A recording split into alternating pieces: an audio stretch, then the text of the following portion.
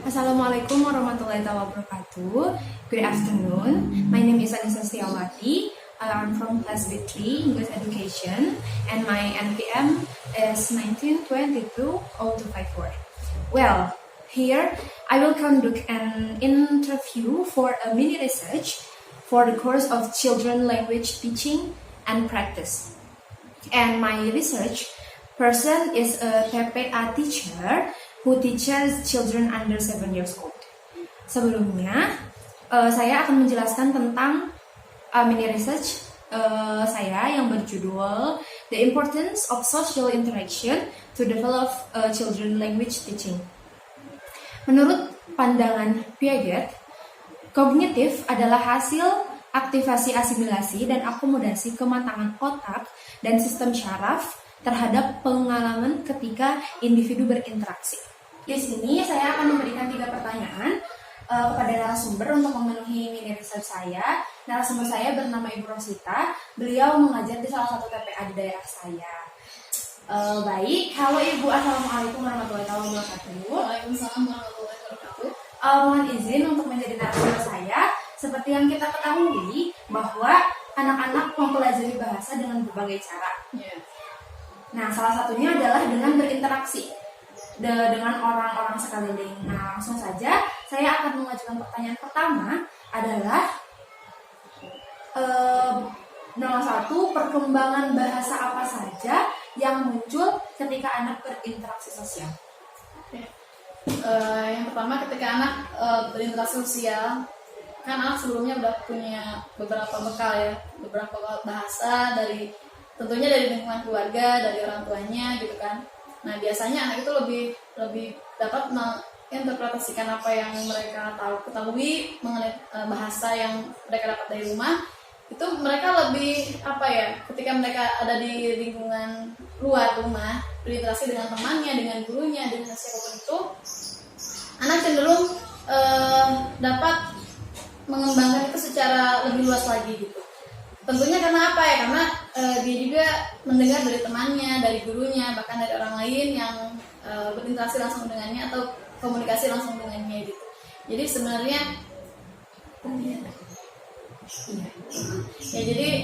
itu suatu hal yang harus anak dapatkan gitu kan. Jadi mereka tidak hanya terkungkung di rumah, mempraktekkan hanya dengan orang tuanya, dengan keluarganya, kan itu terbatas juga gitu. Contoh halnya ketika anak diajarkan oleh orang tuanya setelah dibantu temannya atau setelah minta tolong ke temannya harus mengucapkan terima kasih gitu. Nah, biasanya anak juga sebenarnya di rumah kan mereka dibantu orang tuanya gitu kan, dilayani, disiapkan gitu, tapi tanpa disadari mereka tidak bisa mengungkapkan itu gitu, karena anak itu merasa itu udah jadi tanggung jawab orang tuanya gitu, menyiapkan ini itu buat saya gitu. Tapi ketika dia berada di luar rumah, di lingkungan bersama temannya atau bahkan di sekolah, secara otomatis ketika temannya membantu dia mengambilkan bukunya atau membawakan tasnya, dia langsung mengatakan terima kasih ya gitu. Jadi lebih berkembang aja gitu. Dia lebih bisa mempraktekkan hal itu lebih leluasa kalau misalnya di luar rumah seperti itu. Baik, saya. Oke, untuk pertanyaan kedua, langsung saja. Mengapa anak dapat mengembangkan pengajaran bahasanya melalui interaksi sosial? Mengapa anak dapat mengembangkan pengajaran bahasa dalam interaksi sosial? Yang pertama, anak secara tidak langsung dia mencerna apa yang orang lain katakan kepadanya. Ketika misalnya dia belum tahu bahasa tersebut, tapi ketika ada orang berinteraksi langsung ke dia dari situ langsung berpikir, oh ternyata kalau seperti itu kan bahasanya seperti ini gitu. Jadi secara tidak langsung dia mempelajari hal itu gitu, lebih kepada meniru ya. Anak meniru gitu kan, kayak gitu. Jadi yang tadinya anak taunya pengen ke warung cuma bisa bilang ke warung, tapi ketika ada kemauan harus pakai mau dulu. Kalau misalnya mau menuju ke suatu tempat harus pakai ke gitu. Jadi seolah dia langsung bisa menyatukan atau menggabungkan kalimat-kalimat atau kata-kata yang sehingga menjadi kalimat yang benar seperti itu. Untuk langsung saja untuk pertanyaan ketiga, apakah ada sisi positif dan negatif anak dalam pengembangan pengajaran bahasa melalui interaksi sosial?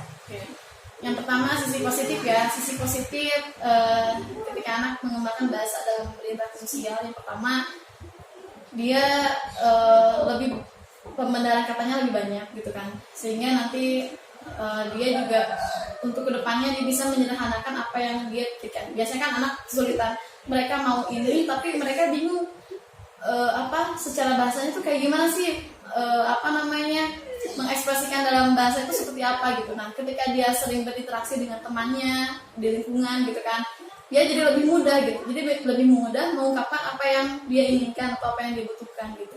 Seperti itu. Nah, sisi negatif dari interaksi sosial anak-anak di dalam berbahasa, pertama dia akan mendapatkan bahasa baru yang mungkin bahkan baik atau kurang baik gitu kan, tanpa dia saling terlebih dahulu gitu. Jadi anak yang taunya mendengar, meniru gitu kan, tanpa, bahkan cenderung banyak anak yang mengungkapkan hal-hal atau bahasa-bahasa aneh tapi dia nggak tahu artinya apa, maknanya apa gitu. Ketika ditanya, kok kenapa ngomong kayak gitu, tadi juga teman saya ngomong kayak gitu gitu. Jadi dia belum bisa mencerna apakah itu baik atau enggak. Mungkin itu saja sih sisi negatifnya kan, tapi nggak terlalu fatal juga karena nanti orang tua sendiri bisa memperbaiki atau bisa menjelaskan bahwasannya itu tidak baik seperti itu.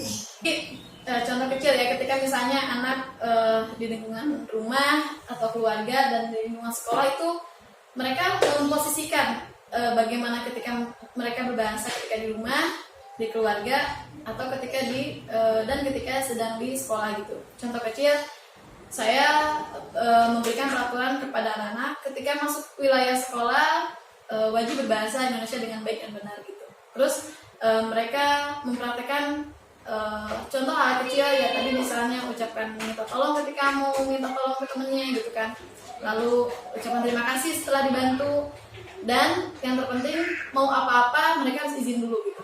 Nah, karena apa? Karena tidak semua anak bisa mempraktekkan itu di rumah gitu. Karena apa? Karena kalau di sekolah kan jelas ya, ada peraturan, ada konsekuensi. Jadi anak secara mungkin awalnya merasa terpaksa gitu kan, mau apa-apa ke kamar mandi, bu izin ke kamar mandi, mau wudhu, bu izin wudhu dulu, mau ke kelas sebelah, bu izin ke kelas sebelah dulu gitu.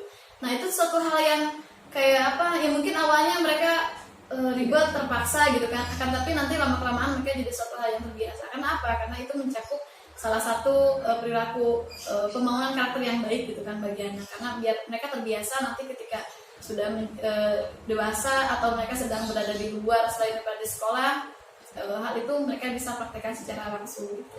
Karena kalau di rumah nggak mungkin mereka misalnya ke mamanya, mah izin aku mau ke dapur dulu, kan nggak mungkin gitu. Ketika misalnya, karena mereka menganggap rumah yaitu wilayahnya gitu, jadi mereka berhak ngapa-ngapain aja. Tapi kalau di sekolah enggak, mereka terikat dengan yang namanya aturan gitu. Jadi mau nggak mau mereka harus mengikuti hal tersebut. Oke. Dan memang interaksi di sekolah itu sangat berpengaruh ya terhadap pengembangan bahasa anak. Seperti mereka tidak tahu apa itu izin, tapi di sekolah mereka diajarkan untuk langsung mempraktekkannya juga. Betul. Jadi mereka bisa menambah, bisa